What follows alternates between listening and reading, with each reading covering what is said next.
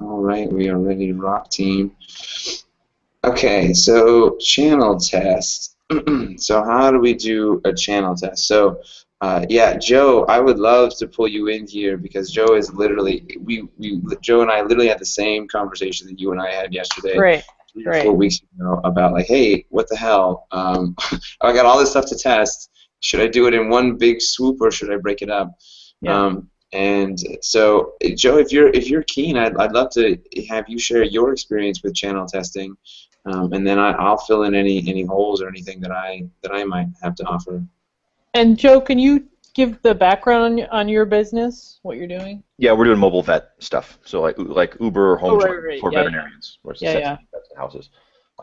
And I don't want to just regurgitate what Justin told me, but that's probably what I'll end up doing. Where there are all sorts of variables that you could test: the price, Right. product, Uh-huh. whatnot. When we kind of agreed that the channel or the user acquisition channel was probably the most important one.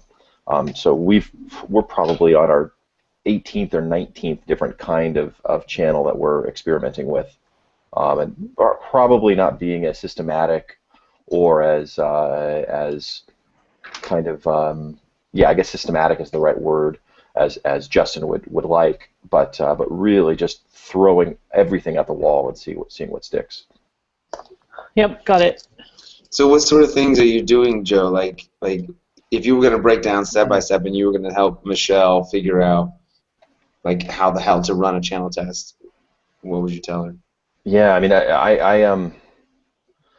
don't know if you'll agree with this or not, but I tend to take the 80-20 approach where to do one channel really well, it probably takes a lot of your time, but you can do one channel pretty good and not take a whole lot. I mean, for one example I use is in our case we wanted to talk to retirement homes in our target market in Seattle and see if they'd be interested in having a veterinarian come by and either just answer questions for the residents or provide some basic services. So there are probably dozens of retirement homes just in Seattle alone, and we could potentially call all of them and have chats with all of them. I decided just to call 10, or try to have conversations with 10 of them, and just see if any of them nibbled at the idea. I don't know if that's helpful or not, but I So kind pick a small, definable group. Pick a concrete number. We will contact X. In your case, 10. exactly, yeah, and I've done the same Like across different. that's your success. Define some success criteria, like if we can get in to see, I don't know, 5, and they talk to us. Exactly. So we did the same across like groomers and trainers and dog walkers, and I tried to talk to about 10 in each category and just see which category got the most traction. And it seems to be the groomers and trainers much more so than some of the other categories.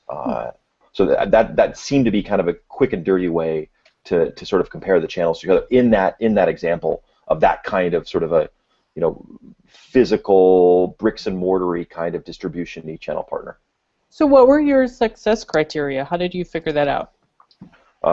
Success was actually just getting them to agree to let the vet come in and do something with their clients, either talk to them for free or or charge for services or whatnot. I mean, we didn't really know what success was going to be when we started. It was a kind of result of conversations, but we realized that we just want to obviously talk to their clients. So just getting the meeting? Yeah. Well, getting the blessing from the business owner to let our vet go in and talk to their clients. Ah, okay. And Joe, did you guys have any like metrics that said, if we can't get this kind of return on our channel investment, then this is a no-go? Or was it simply like, look, we're going to go ahead, we're just trying to figure out which channel is the best channel to go forward with? Yeah, probably more the latter. I think once we do this a little bit more and understand kind of what we can expect from these different channels, we'll have a better idea of what sort of is acceptable and unacceptable. But it was really just trying to have conversations with potential customers at this point. We're still really, really early stage. Gotcha. Great. Yeah. So Michelle, so what other information do you need to sort of go forth and put together your first channel test? I guess I wasn't understanding what you meant by channel, first of all. I Yeah. thought it was more like Twitter, Facebook, Well, yeah, it can be. Those are all different types of channels. So Right. there's the sort of paid acquisition channel. Yeah. So and then each one of those, all three that you mentioned, are different channels. And then going to Shopaholics Forum, that's a different channel. Going to Core is a Right. different channel. Right. Meeting them in the mall is a different channel. Yeah. So Yeah. yeah, so I think Joe's got like a couple dozen, if I had to guess, different potential channels. Okay. And then some of them you heard him talk about. Some of them are like in-person brick and mortar style. Some are, hey, what happens if we own the channel? So if Joe and his compadres go down to the dog park and start interacting with these people one-on-one. Right. And then some are sort of paid acquisition online. So Right. you have these sort of broad groups, and then each one of these are separate channels, and he's trying to figure out which one's going to have the biggest ROI. Yeah. So what's a good success metric for online channels? So I get that we're only testing one aspect, the channel. We're not testing pay. But how do I put a metric around that? Is it click through? Is it email? Is it? I mean, I feel like we have to measure something. Yeah. You do want to measure something, and what we're going to try and do now, this is real back of the napkin, more art than science. We don't, sort of lean methodology is not kick ass at defining success metrics. So I'll just put that out there that we're weak here. So if you have any genius ideas, we're open. But I think something's better than nothing, right? Right. So the way I think about this is I sort of backfill. So I say, okay, at the end of the day, I want a business that achieves X level of criteria, X level of success. To get that level of success, I need X number of dollars from new customers. To get X number of dollars from new customers, I need Y number of people, Y number percentage of conversion rate. And to get Y number percentage of conversion rate, I need X number of people hitting my funnel, or Z number of people hitting my funnel. And to get Z number of people hitting my funnel, I need A number of people to be able to see my ad or whatever. Yeah. And so I sort of like backfill all these different. I back my way into success. And then what I say is, because these early tests, to Joe's point, they're all going to be crappy. Like, they're going to be unoptimized. We don't really know what we're doing. We don't have the language right. So I say, look, if I can get to half of the success metric required, I'm a go for this particular channel or whatever. Because I think that maybe I'll be able to double my my conversion rate or double my optimization and make it better. So if it's halfway there, I'll consider going forward. If it's less than half, then it's this is not going to work. Even if I double it, I'm still not to my success metrics. But what's the ask? I mean, I would just default to email signups. Yeah. So now the question is, I mean, that's a great one, right? Like, so you've got two metrics. One is, can you even get their attention, right? Right. Can we get them to click? Yeah. Can you get them to go to your page, and then can you get them to get some form of currency? Right. If you're ready, the thing is, one of your tests can measure both of those without. So if you put together a Google AdWords campaign or a Facebook campaign, you will be able to measure both the click-through and the email conversion rate. Right. So I think that's okay to combine those two variables in one test. Because if you see, oh shit, well, we're not getting anybody to click through, then great, then you've got something's wrong with your ad, right? Or it costs $20 per click. Yeah, exactly. Yeah, exactly. So yeah, so I think those are great things to put in there. An email address is just fine. I don't know this business well enough to know whether or not Shopaholics. I feel like there's a generational shift that has to do with emails, and I don't understand how millennials use email versus how non-millennials do. Yeah. So if that's your target market, like maybe keep that in mind. Like I said, I don't have the answer there, but just sort of like maybe it's the wrong thing to measure. Okay. But yeah. So can we hit on those general questions for sure. help others? So How do we optimize for the early adopter, right? I know we do, but how much do we pay attention to the later adopter? Do we understand what they need and not address? Do we totally ignore them? Right. Okay. So great question.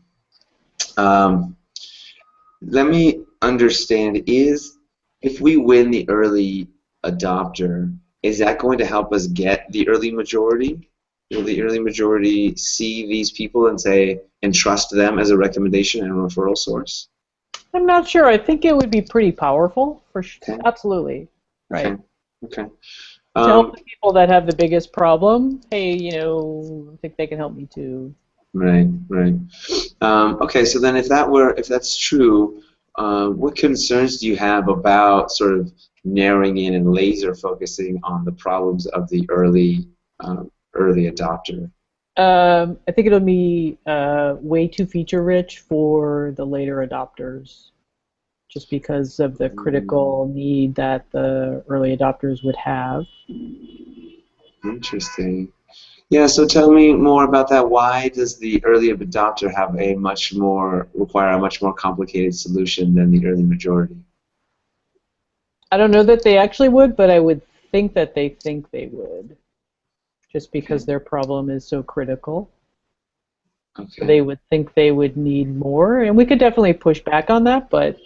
Interesting. So my intuition... The bigger problem, I need more help. They'd be coming out of like a, professionally coached, paid situation, right? Oh, the shopaholics, you mean? Yeah. Yeah. Well, I wonder if. Or am I just missing it? Well, no. I mean, so my experience has been that the more acute the problem is for someone, the less complex they need a solution to be, and the less fancy they need it to be, only because they don't give a shit. They're like, look, I care about one thing in the world, and that is solving my problem. Like I don't care if it comes in a paper bag and it's unlabeled and it's Okay, that's fair.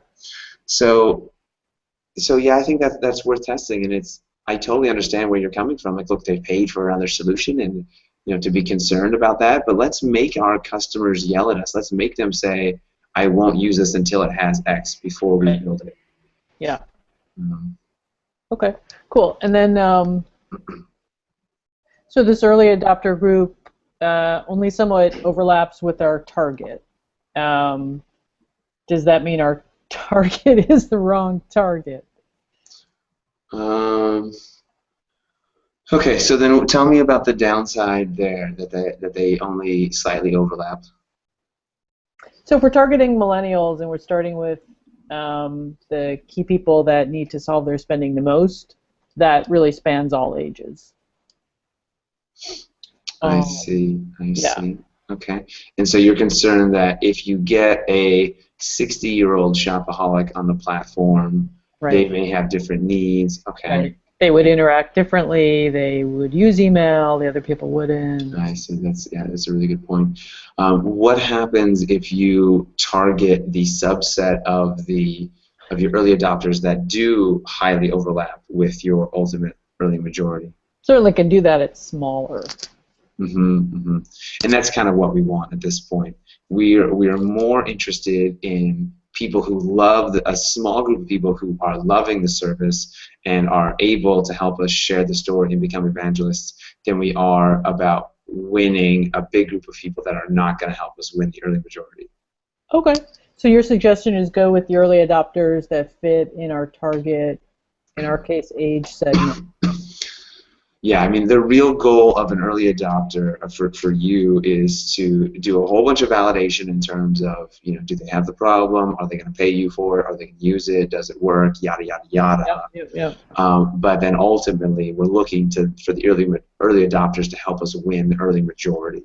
Right. So that's where we want to play the most. And just because someone's 60 and they have different needs doesn't necessarily mean they won't help us with early majority down the road. So, but if you've got people that are going to highly overlap, definitely head straight for those guys and girls, and then as necessary, we will add on additional niches to help you win the early majority.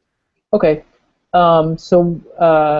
Just one follow-up question. Should I exclude the ones that don't fall into the target segment? So if they're a shopaholic age 60, they register, we learn they're 60, we say, sorry.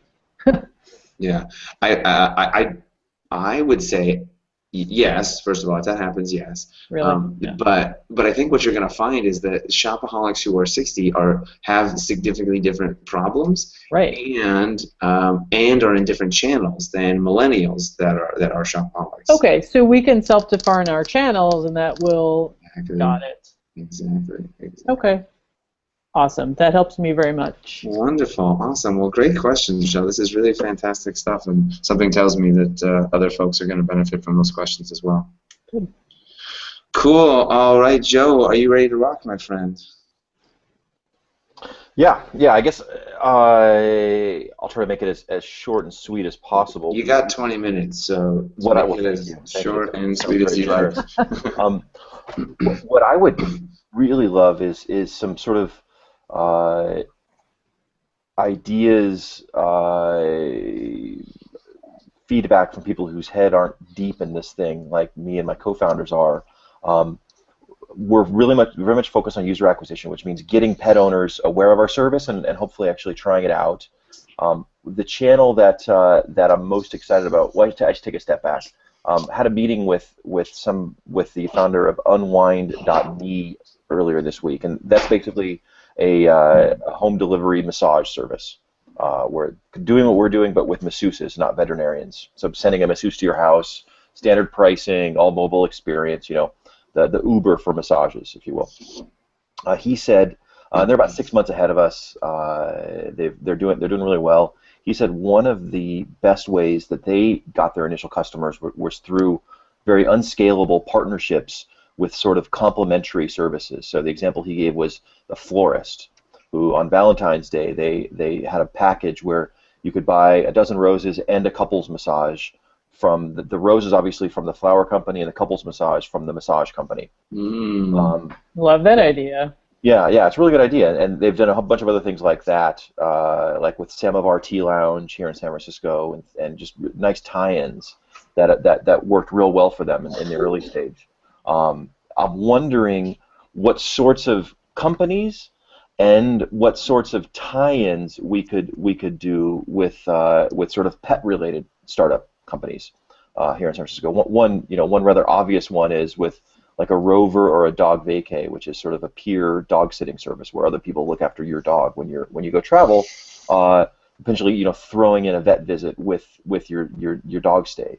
Something, but that seems a little bit awkward, and I'm just sort of I feel like I'm totally spent from a creative standpoint on kind of unique, clever ways to potentially partner with other companies, and even ideas for what some of these other companies might be that do. This may be a little bit outside of the scope of kind of lean startup-y stuff, but this is sort of what I'm struggling with right now. That's awesome. Well, I have an idea I can offer. Before you do that, Michelle, before you offer your idea, I would love to try an experiment with you all. Yazin, are you here? Are you tuned in to what's going on? Yep. Awesome. Okay, so if you guys are game, I would love to do a little brainstorming exercise amongst the four of us and see if we can't come up with a big-ass list for Joe. Cool. I'll start typing. Okay. Okay, so here's how I suggest we do the exercise. We're actually going to individually take 2 minutes to list out every single possible idea that we can come up with. And then we'll go on to the next stage. So everyone open up some application where you can take notes that's not chat. And then the goal here is quantity over quality. So we're looking for anything. Joe, are we focused on dogs in particular, or do we want to do dogs, cats, gerbils? Anything. Okay, anything pet related, some sort of service offering that is pet related that might be able to pair with home vet services. Does that sound fair, Joe? Perfect. All right, 2 minutes on the clock. As many as you can come up with on your own. Go.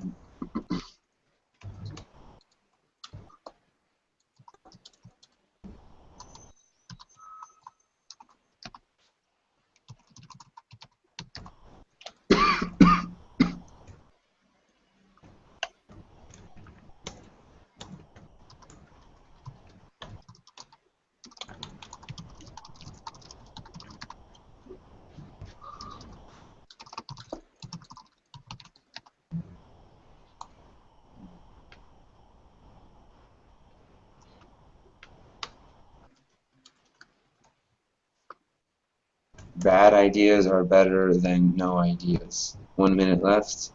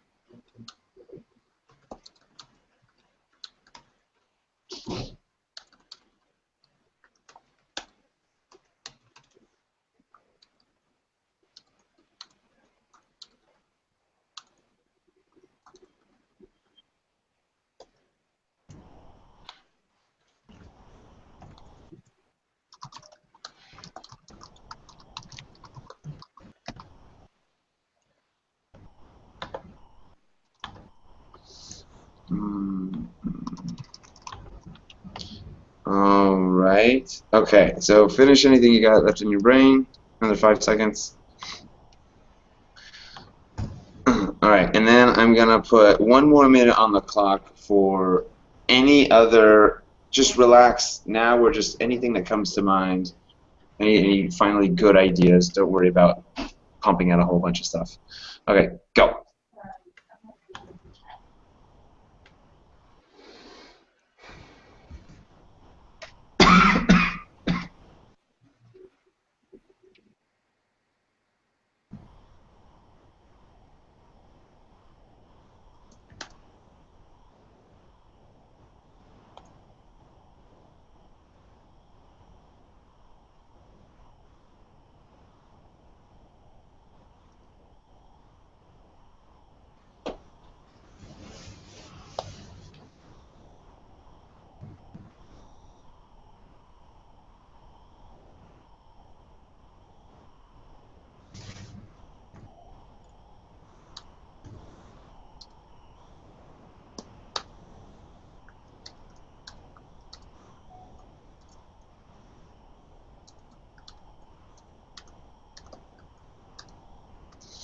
Alrighty. Okay. Now, before you share them, let's see. That's all you got, Yazin? You got 2? Yeah, I don't have pets, so. Oh, Jesus. Oh, my gosh. Okay. Get a pet, dude. No, okay. So fine, good. And then Michelle, those are the 4 that you threw out there? Yeah. Okay. All right. So okay. So I'm gonna walk you through this protocol just so you guys. Excuse me. So you guys know how you can use this within your teams. Typically, you'll come up with a big ass list. So 1, 2, 3. So I've got probably 12 here, most of which are all junk. Then what you do is if you're on your team, then you have everyone go through and pick the best half. So you sort them into 2 piles: crappy ideas and less crappy ideas. And then you share out the less crappy ideas. And this whole process enables a couple things. One, in brainstorming, a lot of times brainstorming turns into sort of like follow the leader a lot of time, where it's like, we all get sort of a group think idea and we start traveling down one path.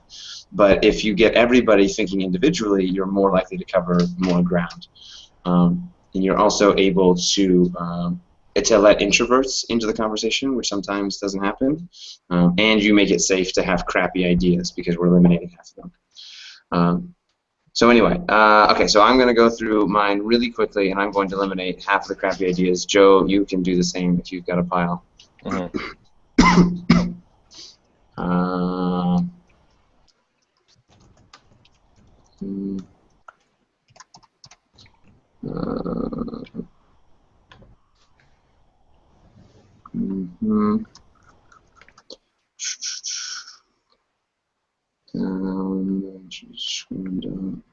Okay. Okay, so I've got a pile here.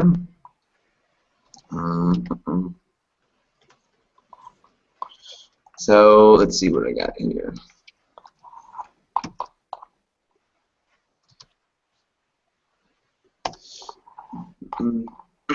Okay, so dog food delivery service. I don't know if these exist already, but if they do, then that makes sense. People who are doing training, obviously, of pets for behavior, BarkBox and the similar sort of delivery services, flea medication services, and pet meds. That's sort of the same thing. Pet accidents cleaning people. I don't know if this is a thing, but people who are already going to the home, I imagine cleaning up like rug. I mean, I wonder if there are specialists who sort of clean up pet messes. TaskRabbit. I don't know if you guys are already on TaskRabbit, but it might be a place to get some early customers. You mean people posting tasks for vets to come? Exactly. Interesting.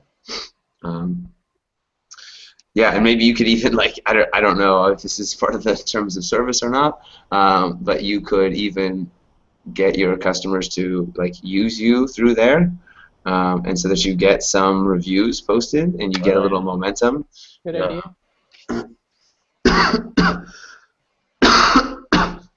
And just they can sort of share it out, and if you get a handful of people on there, I don't know if TaskRabbit has a way to proselytize you in your service, but maybe there's something there. That's interesting.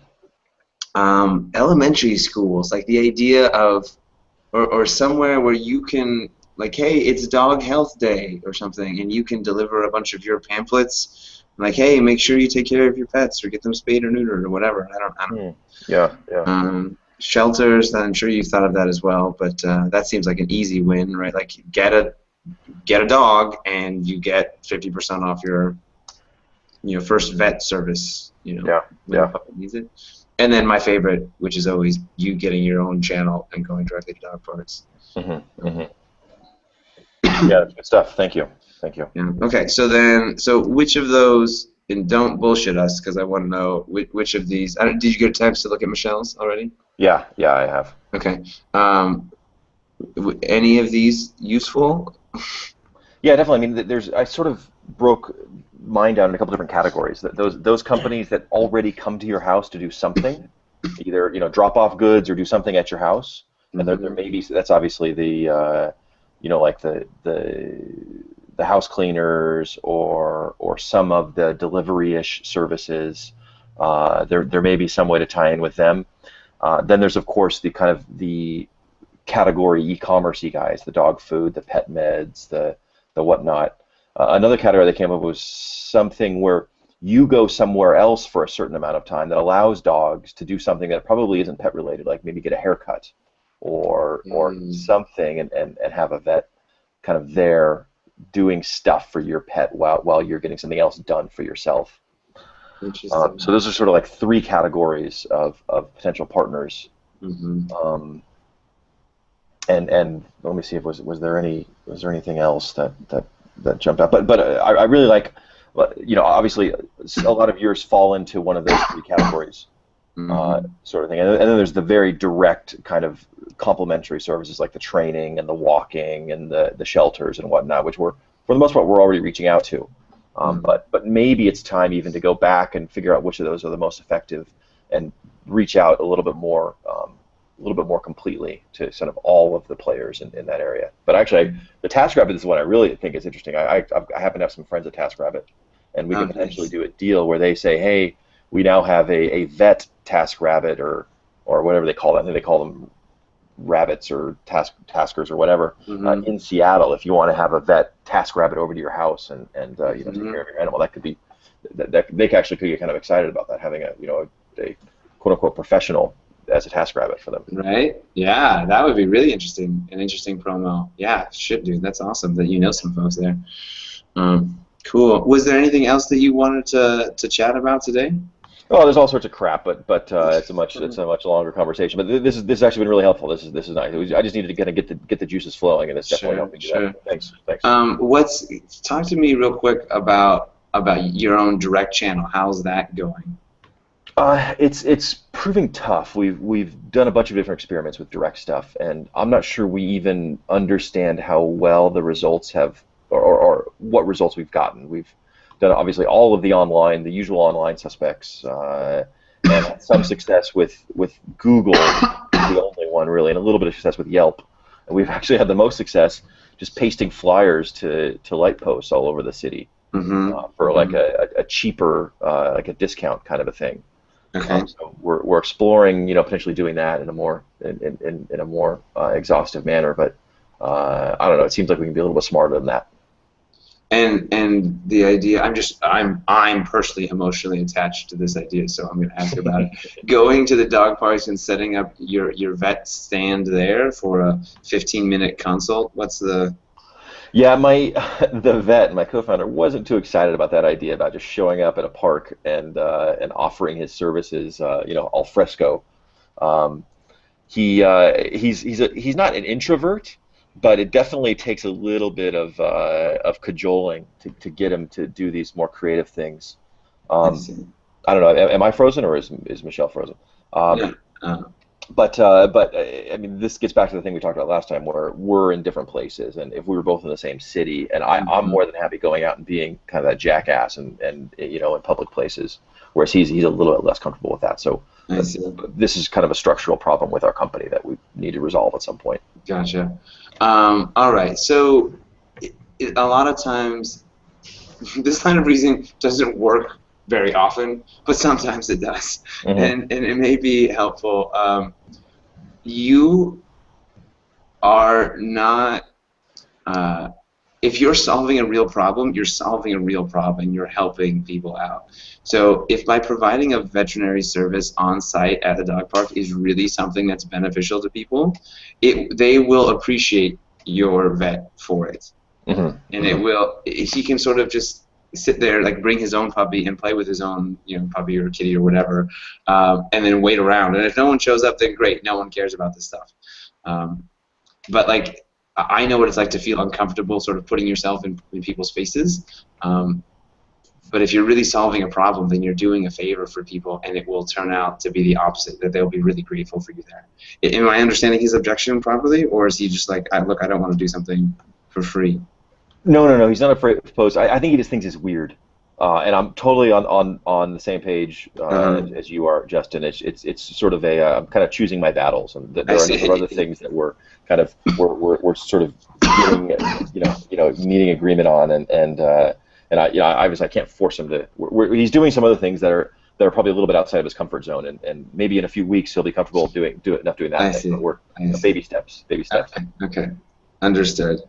If you ever want him to, I don't know. I want to help. I'm really excited about this idea. You guys are gonna kick ass. I want it to go faster. So let me know if I can ever help. If I can ever help your friend take one of his baby steps. Well, if you have any animals, he's more than happy to have on that note, he's more than happy to have a phone call or whatever with you to give you some help. What I would do is I would take my animal to a dog park, and I say, you're going to service my dog park here in front of all these people with this sign up here.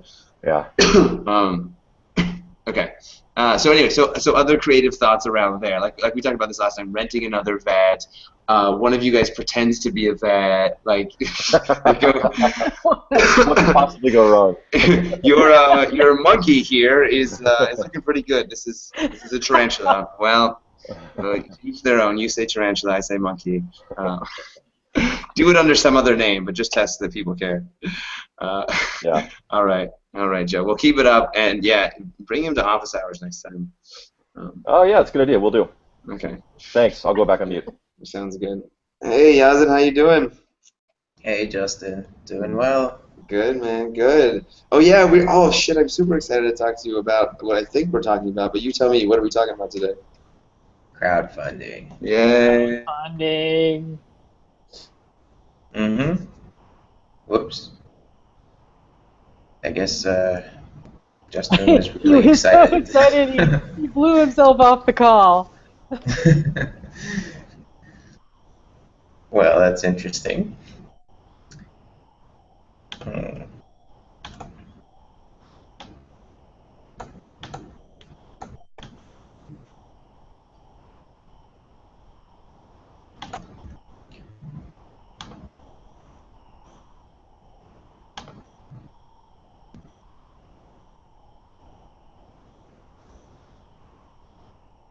So I actually checked out like the regional Kickstarter for the Middle East.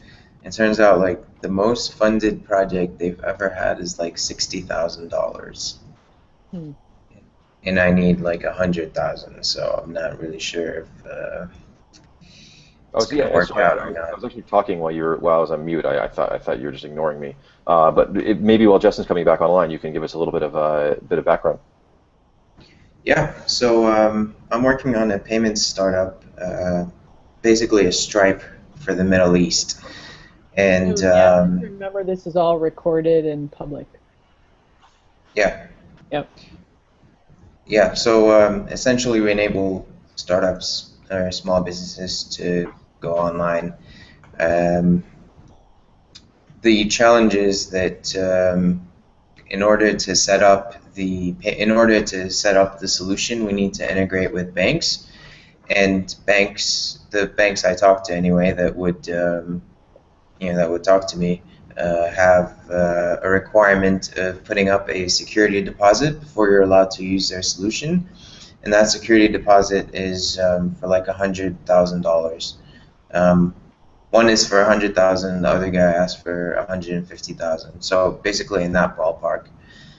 So what I need to do in order to provide a solution to my customers is raise that $150,000 from somewhere, and the suggestion was to crowdfund it and then credit the people that supported the campaign, so that once we have the solution up and running, we can credit they can use the credit that they paid up front against the transaction charges that they accrue when they process payments, so they don't have to pay anything until they've used up all their credits. So that's the idea. That's interesting. It sounds pretty elaborate. Yeah, it is. It's not the easiest. I mean, I tried doing like an MVP or something, but you can't really do that. I mean, I put up a landing page. There's no ifs, ands, or buts about this 100K thing. Like that's not at all negotiable. Yeah, I mean, I tried. I suppose I could push harder and see what happens. I am going to be meeting with the bank tomorrow, so I'll see if I can get a break on the 100,000. Maybe bring it down to a manageable level, or for instance, like say, okay, you can keep 100% of the funds that we process, which in any case would probably not reach 100K until after a month or two. So it might just give me some leeway to set up a solution in the meantime. Hey, Justin. Hey guys, sorry, did your hangout die as well, or was it just mine? Yeah, we were okay. Oh, interesting. All right, sorry about that. Okay, so catch me up. So Yazin gave us some background. I'm on his team, so I heard that. So he gave Joe some background. Yeah, Awesome. I'm not sure how much you know about the whole thing, Justin, but you've been attending the call, so you probably know a bit. But basically, we're trying to crowdfund the amount that I require in order to start processing online payments for my customers. Is basically what Awesome. I'm trying to do. How much money is it? 100,000. All right. Um, and then how many? You said you had a list of 300 people. What are those 300 people? So mainly, a lot of them, I guess, are developers and founders of small businesses in the region. Okay. And what's your relationship with them? Simply that they've given you an email address?